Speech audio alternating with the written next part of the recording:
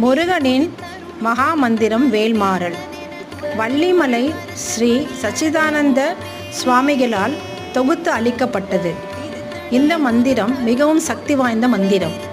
இந்த மந்திரத்தில் ஒரு மந்திரமும் 4 அடிகளை கொண்டது. அதாவது மொத்தத்தில் 65 மந்திரங்களாகும்.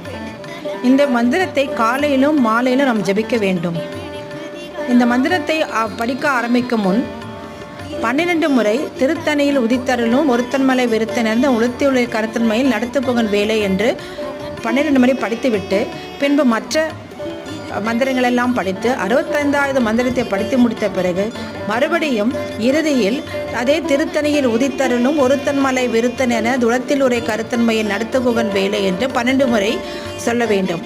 இந்த மந்திரத்தை சொல்வதன் மூலம் நம்மளுடைய ஆரோக்கியம் மேம்படும், நம்மளுடைய எதிர்மறை எண்ணங்கள் நீங்கும்.